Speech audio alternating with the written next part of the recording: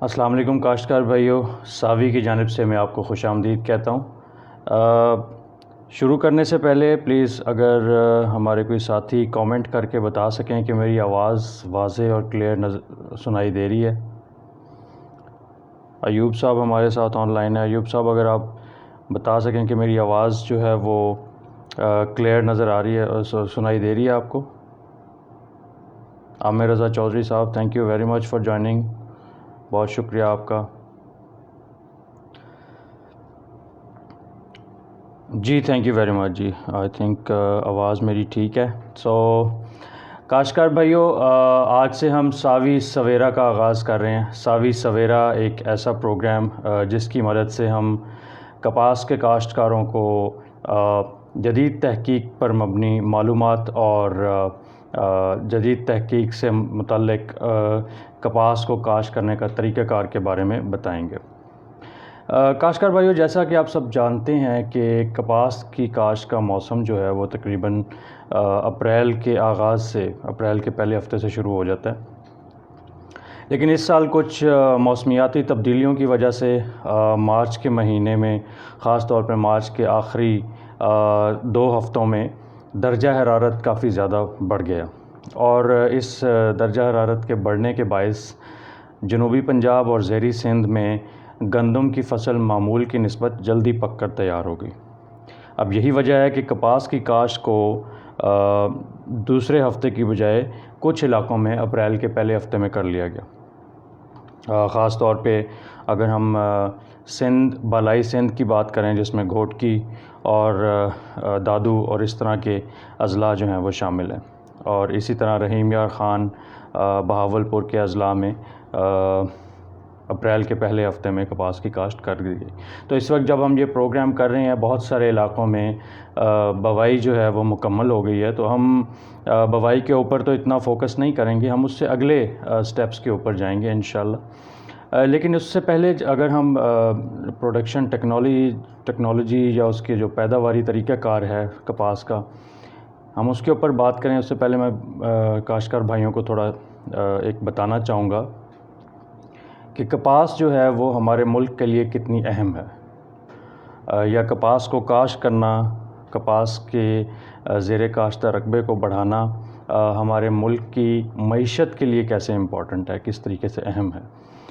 جناب، کپاس کی فصل ہمارے ملک کی معیشت کے لیے اس طریقے سے اہم ہے کہ تقریباً پاکستان کی برآمدات کا 3/4 حصہ، یعنی اگر 100 برآمدات ہیں تو اس میں سے 75 برآمدات جو ہیں وہ ایسی مصنوعات کی ہوتی ہیں جو کہ یا کپاس سے ڈائریکٹلی بنائی جاتی ہیں یا انڈائریکٹلی بنائی جاتی ہیں۔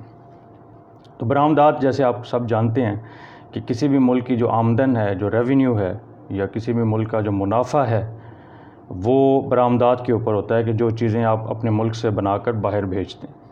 تو ہمارے ملک کی 3/4 جو برآمدات ہیں وہ کپاس کے اوپر ہیں، لیکن ایک بڑی پریشانی کی بات ہے کہ پچھلے کچھ سالوں سے اتنی اہم فصل ہونے کے باوجود اس فصل کا زیر کاشتہ رقبہ کم ہوتا جا رہا ہے۔ اب اس میں بہت ساری وجوہات ہیں۔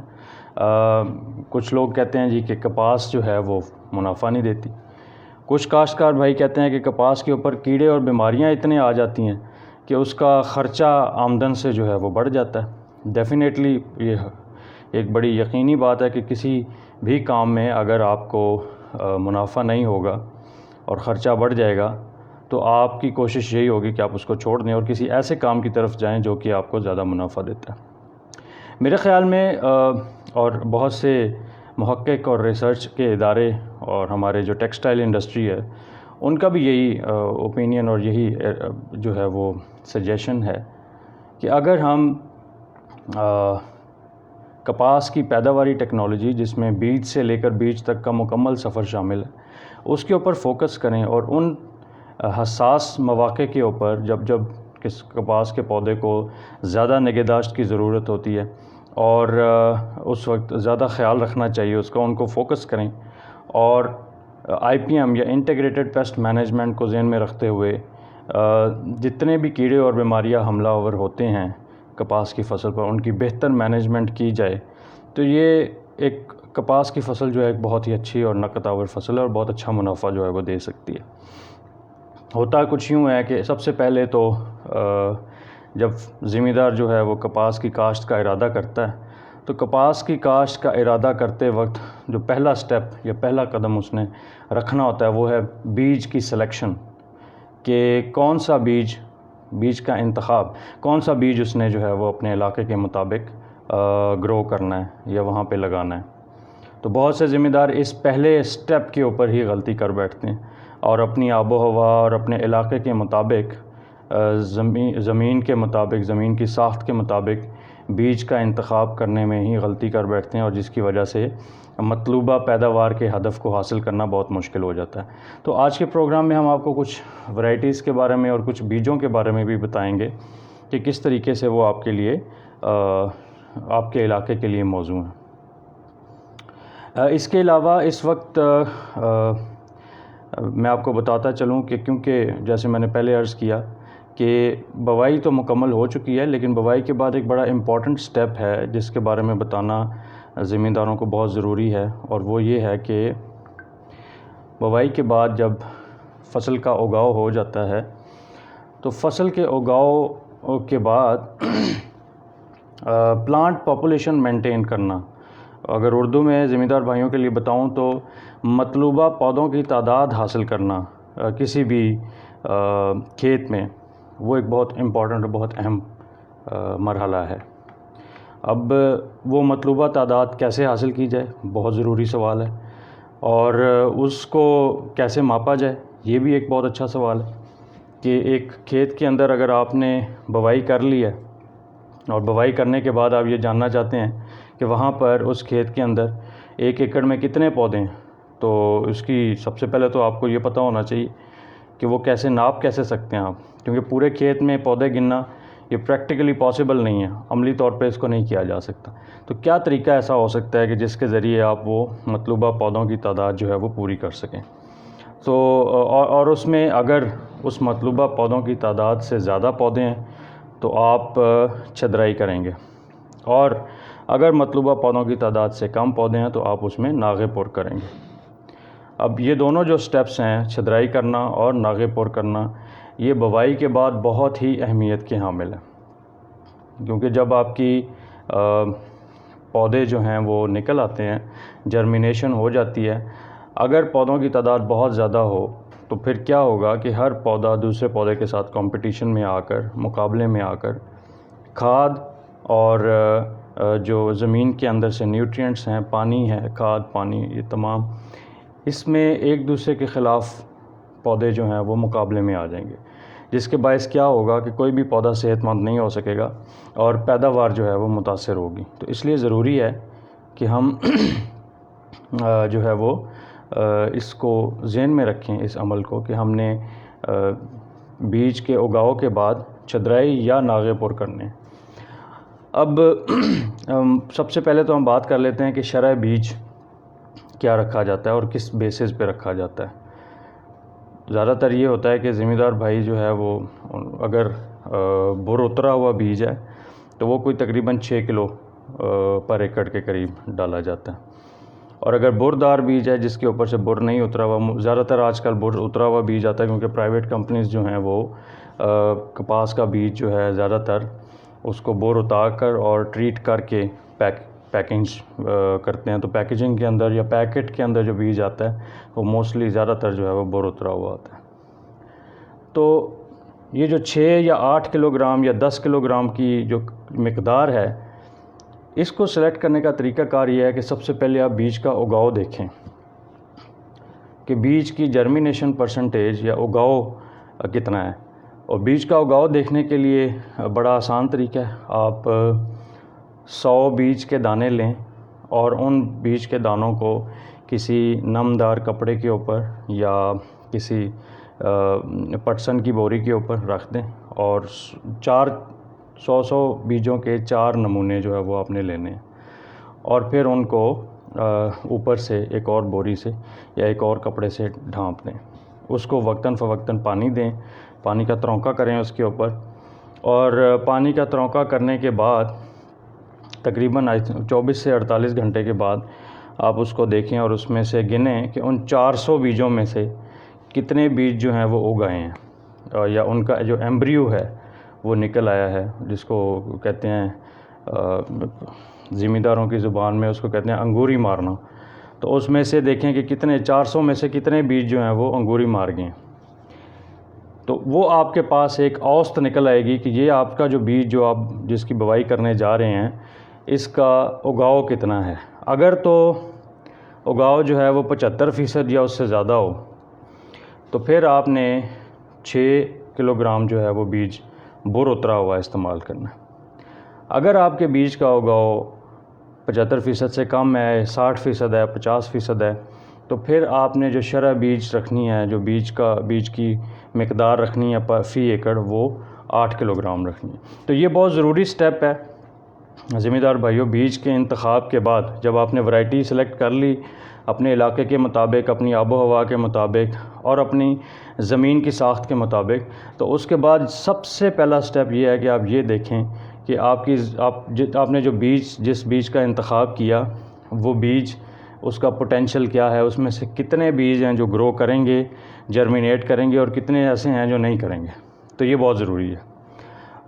اس کے بعد بیج آپ نے جو ہے وہ انتخاب کیا، اس کے بعد آپ نے اس کا پر ایکڑ سیڈ کی جو کوانٹٹی ہے، مقدار ہے، بیج کی مقدار، وہ بھی آپ نے اس کا تعین کر لیا۔ اس کے تعین کرنے کے بعد اگلی جو چیز ہے، اگلا جو سٹیپ ہے، جیسے میں نے آپ کو بتایا کہ آج کل موسمیاتی تبدیلیوں کی وجہ سے کپاس کی کاشت کا وقت بھی بہت زیادہ جو ہے وہ فلکچویٹ کر رہا ہے، اس میں تبدیلی آ رہی ہے۔ جیسے میں اگر مثال دوں تو جو 1 اپریل سے لے کے 30 اپریل تک کا جو یوں سمجھ لیں کہ ٹائم ہے، وہ بڑا آئیڈیل ٹائم ہے کپاس کی کاشت کے لیے۔ اور اگر اس دوران آپ بوائی کرتے ہیں تو اس دوران اگر آپ بوائی کرتے ہیں تو جو پودے سے پودے کا فاصلہ رکھنا ہے آپ نے، وہ رکھنا ہے 12 انچ، تقریباً 1 فٹ کا فاصلہ رکھنا ہے پودے سے پودے کا۔ اگر آپ 1 اپریل سے لے کر 30 اپریل تک بوائی کر رہے ہیں، اور اس ونڈو کے اندر، ان دنوں کے اندر آپ بوائی کر رہے ہیں جس وقت ہم بات کر رہے ہیں، تو آپ نے جو پودے سے پودے کا فاصلہ رکھنا ہے وہ 12 انچ ہے۔ اور کھیلیوں پر کاشت کرنے کی صورت میں جو کھیلی سے کھیلی کا فاصلہ ہے وہ آپ نے تقریباً 2 فٹ 6 انچ رکھنا ہے، یہ 2.5 فٹ بنتا ہے تقریباً۔ اور اس طریقے سے جب آپ فصل کو لگائیں گے، یعنی 12 انچ پودے سے پودے کا فاصلہ اور 2 فٹ 6 انچ کھیلی سے کھیلی کا فاصلہ، تو آپ کے پاس جو پر ایکڑ پودوں کی تعداد آئے گی، فی ایکڑ پودوں کی تعداد آئے گی، وہ ہوگی 17,500 تقریباً۔ میں آپ کو آگے بتاؤں گا کہ یہ پر ایکڑ پودوں کی تعداد جو ہے وہ آپ کس طریقے سے ناپ سکتے ہیں اپنی آسانی کے لیے، لیکن فی الحال میں آپ کو بتا رہا ہوں کہ اگر آپ کا بوائی کا وقت، یعنی زمین آپ نے تیار کر لی ہے، گندم سے آپ کی زمین فارغ ہو گئی ہے، پچھلی فصل جو بھی آپ نے لگائی ہوئی تھی اس سے زمین آپ کی فارغ ہے، اور اس کے بعد اب آپ جو ہے وہ کپاس لگا رہے ہیں۔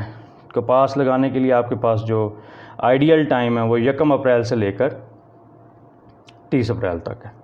اب اس 1 اپریل سے لے کر 30 اپریل تک کی جو ٹائم پیریڈ ہے، اگر اس دوران آپ کاشت کر رہے ہیں تو کاشت کرتے وقت یہ خیال رکھیں کہ پودے سے پودے کا فاصلہ 12 انچ یعنی 1 فٹ ہونا چاہیے، اور کھیلی سے کھیلی یعنی دو جو آپ کھیل اور وٹ بناتے ہیں، کھیلی اور اس کا دوسری کھیلی کا جو آپس میں فاصلہ ہے، درمیان میں اس کے کھالا ہوگا جس میں سے پانی گزارنا ہے، تو کھیلی سے کھیلی کا فاصلہ جو ہے وہ 2.5 فٹ تقریباً 2 فٹ 6 انچ ہونا چاہیے۔ یہ بہت ضروری ہے کاشتکار بھائیوں، اس کے اوپر بار بار میں فوکس اس لیے کر رہا ہوں کہ جب تک آپ سائنسی بنیادوں پر اور تحقیق سے منظور شدہ طریقہ کار نہیں اپنائیں گے، کپاس سے منافع حاصل کرنا اور فائدہ حاصل کرنا بہت ہی مشکل ہے، اور بہت ہی اس کو آپ یوں سمجھ لیں کہ ناممکن ہے۔ تو اس لیے میرے بھائیوں یہ بہت ہی کریٹیکل سٹیپ ہے جرمینیشن چیک کرنے کا۔ ہمارے کاشتکار بھائی اکثر یہ شکایت کرتے ہیں کہ جی بیج لائے تھے، بیج لایا، بوائی کیا، وہ نکلا ہی نہیں۔ تو میرے بھائیوں بڑا آسان طریقہ ہے، آپ بیج کی بوائی کرنے سے پہلے اس کا اگاؤ چیک کر لیں، جرمینیشن چیک کر لیں۔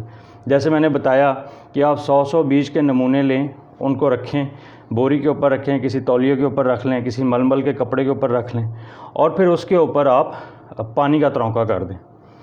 پانی کا ترونکا کریں گے تو آپ کو اندازہ ہو جائے گا کہ اس بیج میں سے کتنا ایسا ہے جو اگے گا اور کتنا نہیں اگے گا. اور اگر وہ نہیں اگتا, لیٹ سے اس میں سے مثال کے طور پر آپ نے جو بیج اس میں لگایا یا اس میں رکھا وہ نہیں اگتا, 50% سے بھی کم اس کا اگاؤ فیصد ہے, تو آپ جس سے بیج خرید کر لائے ہیں اس کے پاس جا سکتے ہیں اور اس کو کہہ سکتے ہیں کہ جی میں نے یہ 400 بیج کے نمونے اس میں سے نکالے تھے اور اس کا اگاؤ فیصد چیک کیا ہے, وہ تو 50% بھی نہیں نکلا, تو آپ یہ واپس کر لیں یا اس کی جگہ مجھے دوسرا بیج جو ہے وہ دے دیں. تو میرے خیال میں بہت سارے مسائل جو ہیں وہ اس اگاؤ فیصد کو, جرمینیشن پرسنٹیج کو چیک کرنے سے آپ کے مسئلے جو ہیں وہ حل ہو جائیں گے. اور اس کے بعد جب آپ کا اگاؤ فیصد اچھا ہو, بیج کا 70% سے اوپر یا 75% سے اوپر اگاؤ فیصد ہو, تو اس کے بعد آپ کا دوسرا سٹیپ ہے جو بڑا امپورٹنٹ اور کرٹیکل ہے, وہ یہ ہے کہ آپ جو ہے وہ پودے سے پودے کا فاصلہ اور کھیلی سے کھیلی کا فاصلہ وہ جو ہے مینٹین کریں. پودے سے پودے کا فاصلہ اور کھیلی سے کھیلی کا فاصلہ مینٹین کرنا کیوں ضروری ہے؟ وہ مینٹین کرنا, وہ برقرار رکھنا فاصلہ وہ اس لیے ضروری ہے کہ جب آپ کے پودے جو ہیں, کپاس کے پودے, وہ بہت زیادہ ایک دوسرے کے کلوز ہوں گے, قریب ہوں گے, تو ایک تو ان کی جڑوں کا پھیلاؤ, جڑ جو ہے وہ اپنا پھیلاؤ پورا نہیں کر سکے گی. جڑ کا پھیلاؤ پورا نہیں ہوگا تو جو زمین کے اندر سے اس نے نمکیات لینے ہیں, پانی لینا ہے, غذائیت لینی ہے, خوراک لینی ہے, وہ پوری نہیں ملے گی. جب وہ پوری نہیں ملے گی تو کوئی بھی پودا صحیح گرو نہیں کر پائے گا, نشو و نما نہیں کر پائے گا.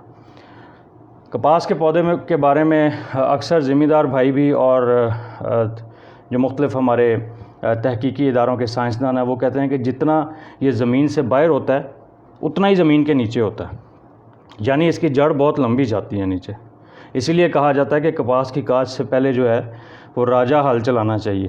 راجہ ہل جو ہے وہ موسٹلی چیزل پلو کو کہتے ہیں, جس کے پیچھے بہت بڑا ایک وہ پھالا سا لگا ہوتا ہے اور وہ آپ کی کھیت میں بہت گہرائی تک جاتا ہے تاکہ گہرائی میں جو پودے کی جڑیں ہیں وہ زیادہ ڈیپ جا سکیں, گہری جا سکیں اور گرو کر سکیں, نشو و نما پا سکیں.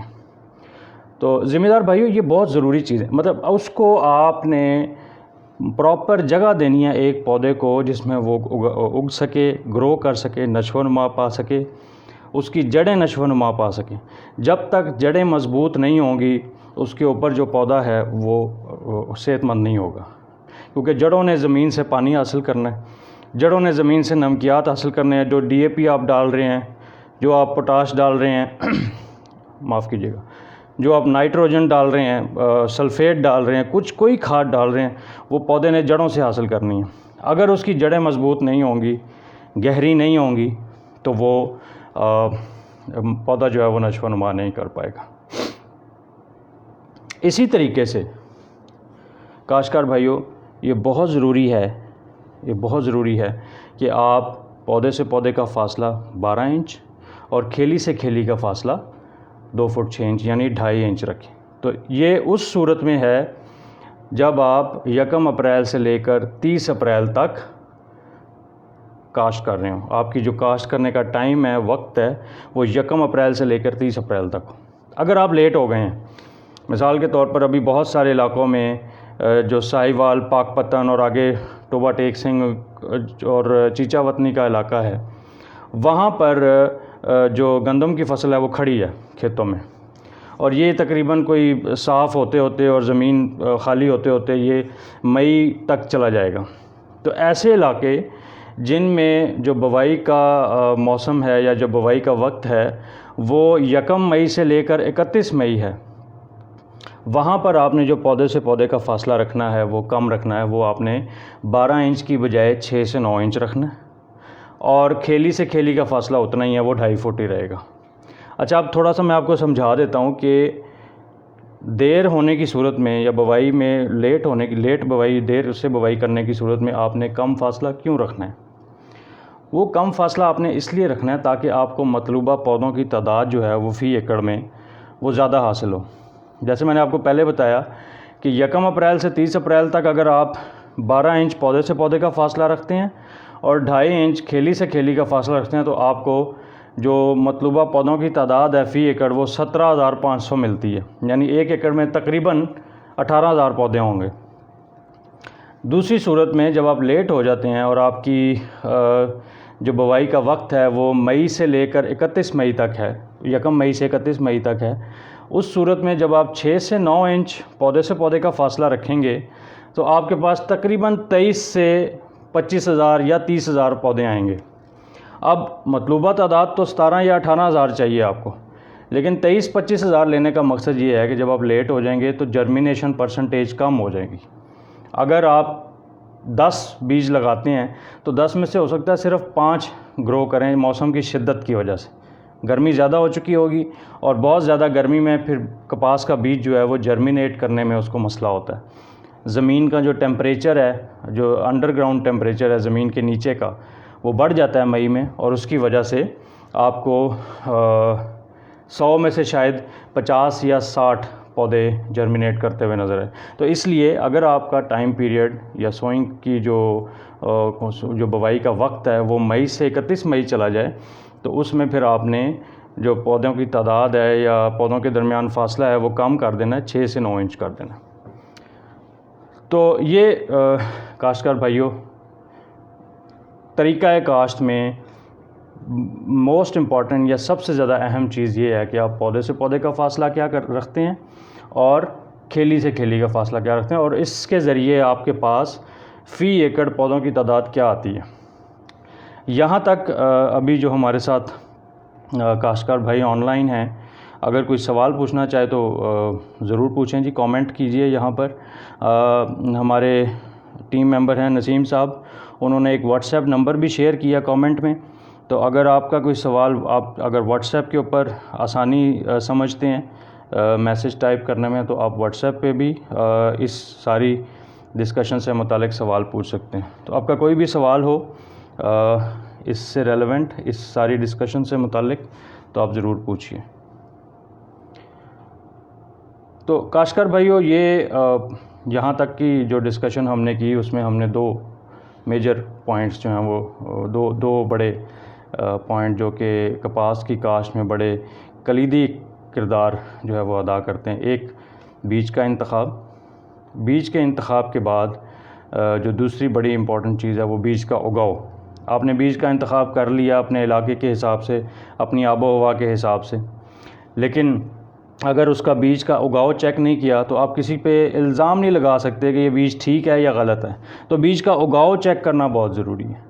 آپ جب بھی بیج کی بوری یا پیکٹ لے کے آئیں، سب سے پہلے اس کا اگاؤ چیک کریں۔ اگاؤ چیک کرنے کا بہت آسان طریقہ میں پھر ریپیٹ کر دیتا ہوں کہ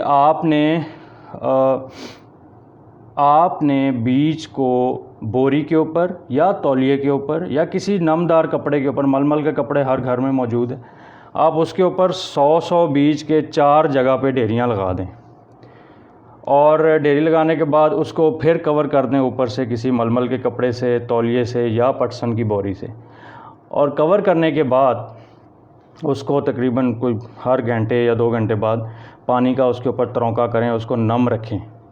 اچھا، جب آپ اس کو نم رکھیں گے، ہیومڈ رکھیں گے، تو وہ بیج جو ہے وہ ہمارے زمیندار بھائیوں کی زبان میں اس کو کہتے ہیں انگوری مار جانا۔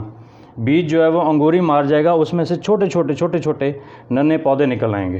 اچھا، اب وہ آپ جو جن بیجوں میں سے وہ پودے نکل آئے وہ گن لیں۔ اگر 100 میں سے 60 یا 70 ایسے بیج نکل آتے ہیں کہ جن میں سے وہ پودے نکل آئے تو اس کا مطلب آپ کا بیج اچھا ہے، خالص ہے، اس میں جرمینیشن کا مسئلہ نہیں ہے۔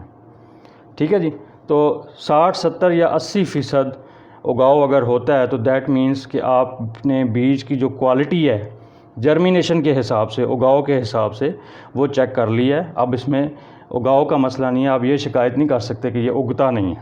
ٹھیک ہے جی، ہمارے اکثر ذمہ دار بھائی یہ شکایت کرتے ہیں کہ جی بیج لائے تھے خرید کے، وہ بوائی کر دی، وہ ایک بھی پودا نہیں نکلا۔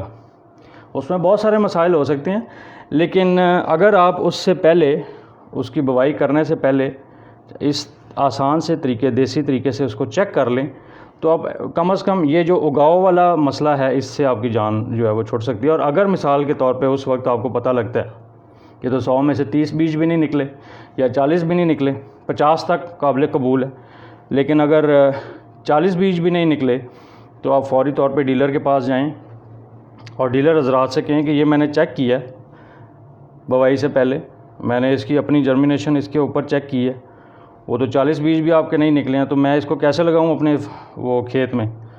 تو یا تو اس کو وہ واپس کرے گا یا تبدیل کر کے دے گا، آپ کو کوئی اور ورائٹی دے گا یا کسی اور سیڈ کمپنی کا سیڈ دے گا۔ تو یہ ذمہ دار بھائیوں بڑا ضروری ہے کہ تھوڑا سا اپنے طور پہ ذمہ داری کو بڑھاتے ہوئے آپ بیج کی بوائی کرنے سے پہلے، یہ چھوٹا سا معمولی سا سٹیپ ہے لیکن اس سے آپ کی جو ہے نا وہ کوالٹی بہت اچھی ہو جائے گی۔ ذمہ دار بھائیوں، ساوی کی جانب سے میں پھر ایک دفعہ آپ کو، جو نئے لوگ اس سیشن میں شریک ہوئے ہیں، ان کو خوش آمدید کہتا ہوں۔ کسی بھی کاشتکار بھائی کا، ذمہ دار بھائی کا کوئی سوال ہو تو آپ ادھر کامنٹ بھی کر سکتے ہیں اس سیشن کے نیچے، اور اس کے علاوہ آپ یہاں پر ہمارا واٹس ایپ نمبر جو ہے وہ نسیم صاحب نے شیئر کیا ہے، آپ اس واٹس ایپ نمبر پہ بھی سوال اس سیشن کے بعد بھی آپ سوال پوچھ سکتے ہیں۔ مقصد ہمارا یہ ہے کہ کپاس کی کاشت سے متعلق ذمہ دار بھائیوں کو جو بیسک سٹیپس ہیں، بنیادی چیزیں ہیں، جدید تحقیق کے مطابق وہ کنوے کر دی جائیں، بتا دی جائیں۔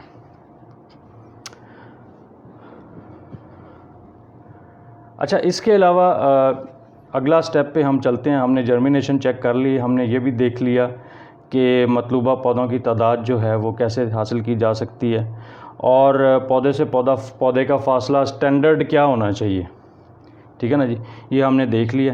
اب آگے ہم چلتے ہیں، جو بڑا نیکسٹ سٹیپ ہے وہ ہے بیج کو ٹریٹ کر کے سوئنگ کرنا۔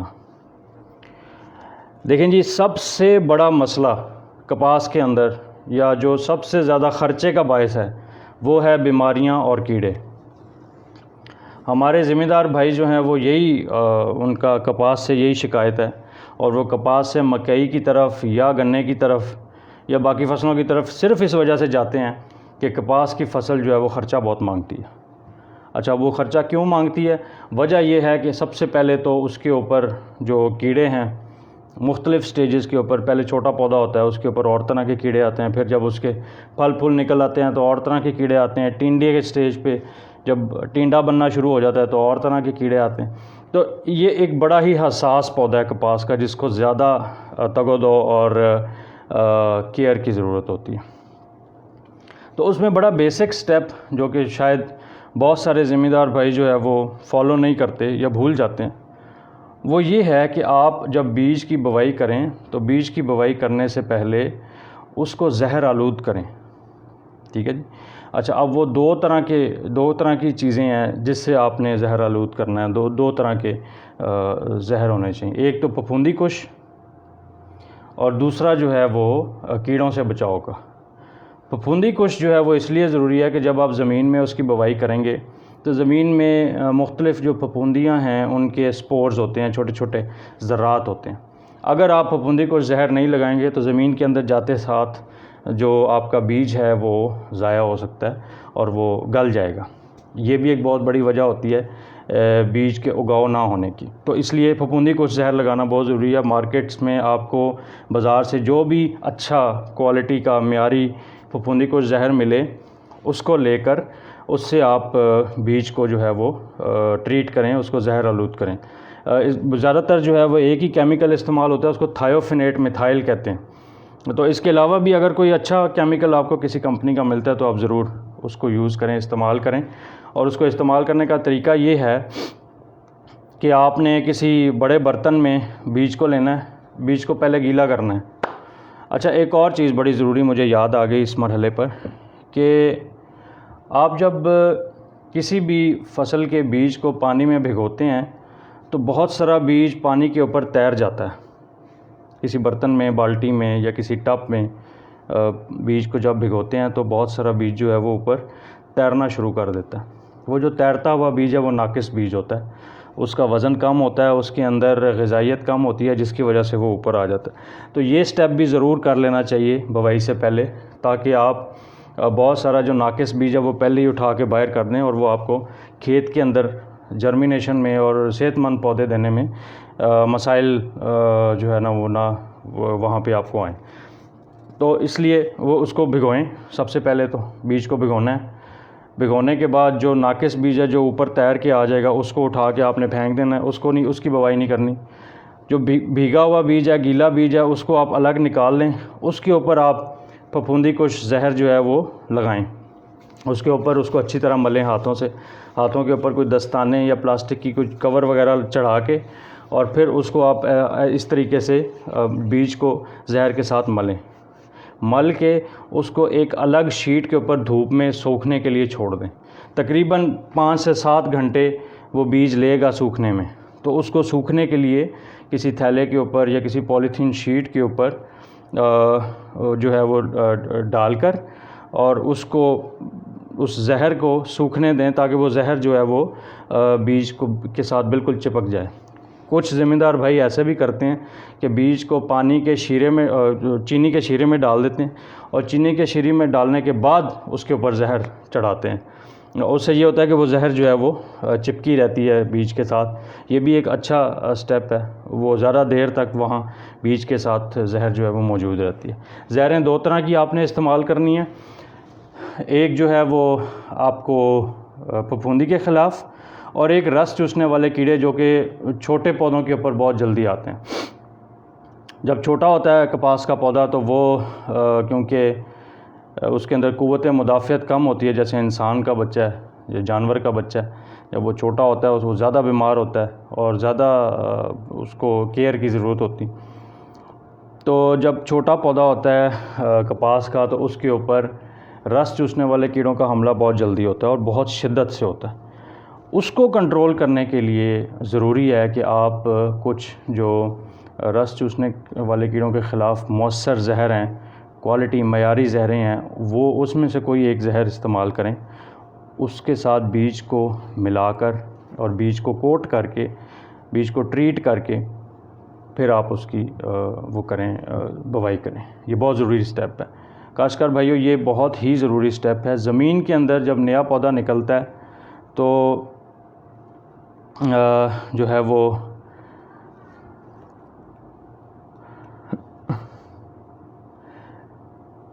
مہر عمران صاحب کا ایک کامنٹ ہے، میں پڑھنا چاہوں گا. یہ بہت ہی دلچسپ کامنٹ انہوں نے کیا. کپاس پہ سب سے زیادہ خرچے کی وجہ کیڑے مار دوائی ہے. میں حیران ہوتا ہوں کہ یہ ایک ایسا زہر ہے جس سے چونٹی سے بھی چھوٹی مکھی نہیں مرتی لیکن کاشتکار مر جاتا ہے. مہر صاحب آپ نے بہت ہی دلچسپ اور بڑی زبردست بات کی ہے. دیکھیں اس کی وجہ میں آپ کو بتاتا ہوں کہ وجہ کیا ہے. کیڑے مار دوائیوں کا خرچہ نو ڈاؤٹ زیادہ ہے، اور وہ زیادہ کیوں ہے؟ اس کی وجہ یہ ہے کہ ہمارے پاس، ہمارے ذمہ داروں تک معیاری بیج نہیں پہنچتا. ایسا بیج کہ جو کہ کیڑوں اور بیماریوں کے خلاف مزاحمت رکھتا ہو، مدافعت رکھتا ہو. ٹھیک ہے جی، وہ بیج نہیں پہنچتا. یہ بڑی بیسک اور بڑی بنیادی وجہ ہے اس کی. ٹھیک ہے، جس کی وجہ سے کیڑے اور بیماریوں کا حملہ زیادہ ہوتا ہے. اور جب وہ زیادہ ہوتا ہے تو کاشتکار بھائیوں کو فوری طور پہ وہ ایک پریشانی لاحق ہو جاتی ہے، جس کی وجہ سے وہ فوری طور پہ زہریں اپلائی کرنا شروع کر دیتے ہیں. جب وہ زہریں اپلائی کرتے ہیں، زہریں ڈالتے ہیں، تو زہریں ڈالنے کی وجہ سے خرچہ بڑھ جاتا ہے. اچھا، اب یہ دیکھیں کہ وہ چونٹی یا وہ کیڑا جو مکھی ہے وہ کیوں نہیں مرتی.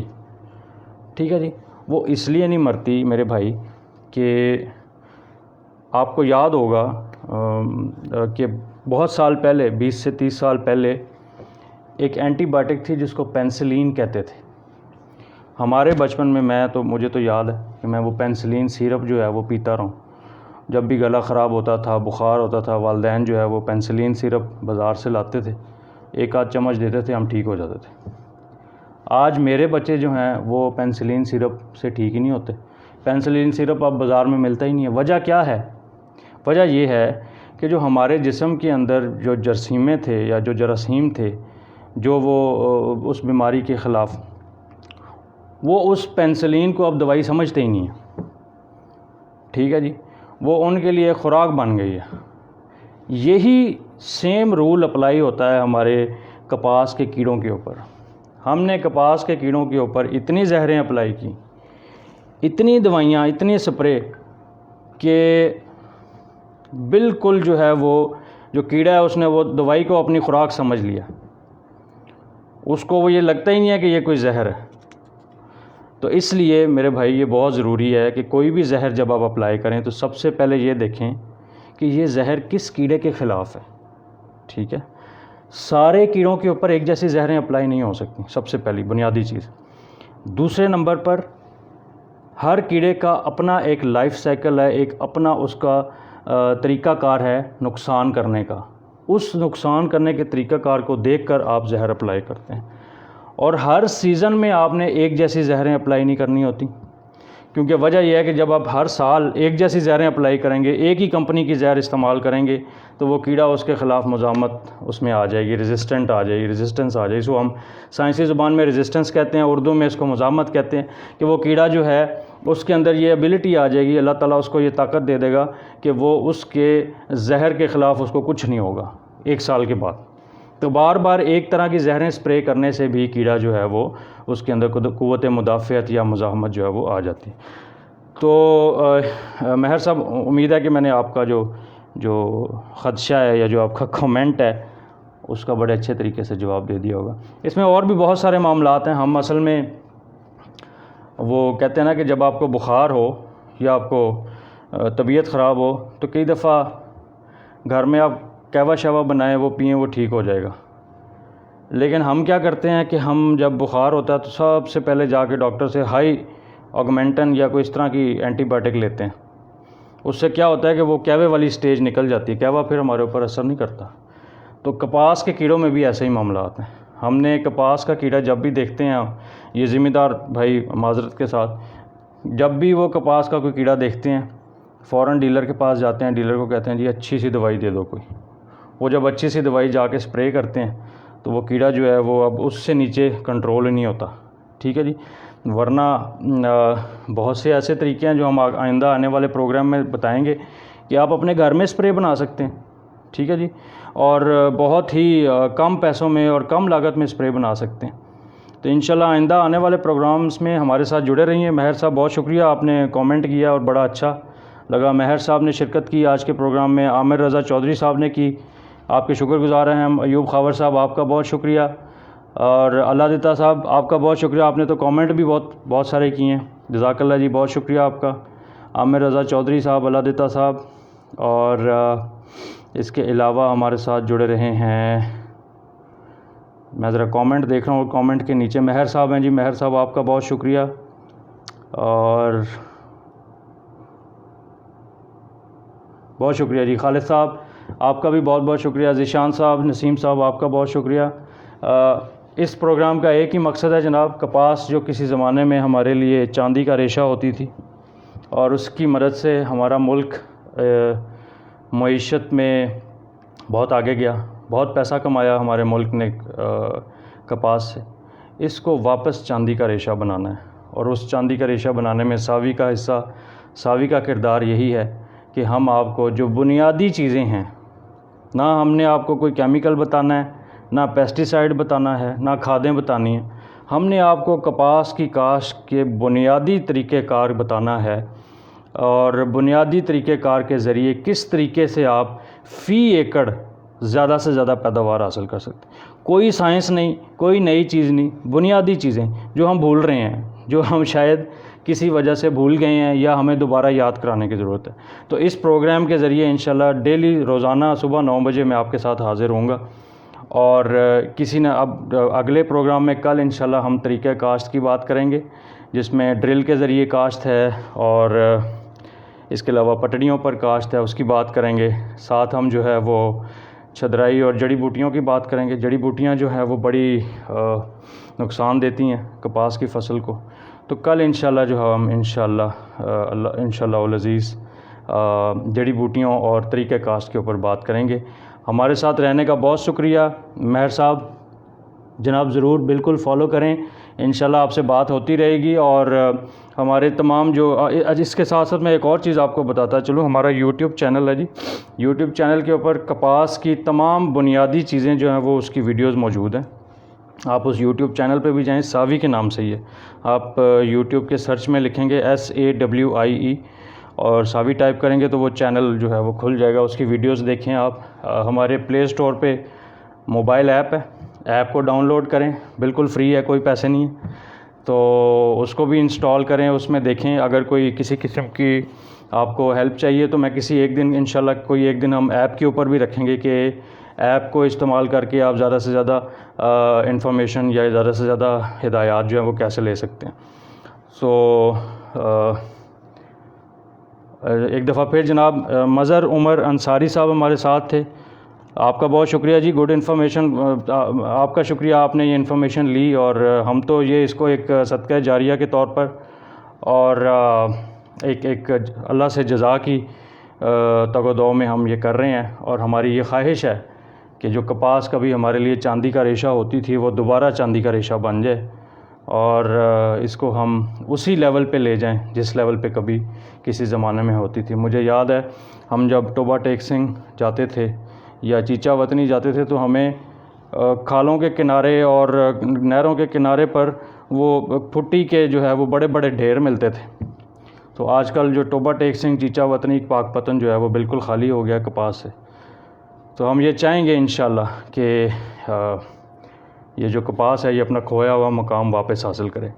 علی رضا صاحب آپ کا بہت شکریہ سر, آپ نے ہمیں جوائن کیا اور آپ نے یہ معلومات حاصل کی, آپ کا شکریہ جی. انشاءاللہ کل ایک نئے پروگرام کے ساتھ, نئے عنوان کے ساتھ اور نئے ٹاپک کے ساتھ حاصل ہوں گے. عمران حسین چودھری صاحب آپ کا شکریہ, وعلیکم السلام, تھینک یو ویری مچ جی, بہت شکریہ عمران حسین صاحب.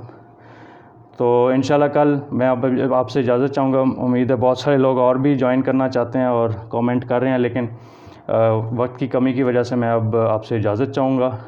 کل انشاءاللہ نئے ٹاپک کے ساتھ, نئے عنوان کے ساتھ, کپاس کے اوپر ہی. ٹارگٹ ہمارا کپاس ہے, اس کو ہم نے چاندی کا ریشہ بنانا ہے جو کہ پہلے تھا کسی زمانے میں, اور اس کا کھویا ہوا مقام اس کو واپس دلوانا ہے. اس تمنا کے ساتھ اور اس دعا کے ساتھ کہ اللہ تعالی ہمارا حامی و ناصر ہو اور ہمارے تمام نیک ارادوں میں اور نیک تمناؤں میں ہمیں کامیابی حاصل ہو. آمین ثم آمین. خدا حافظ.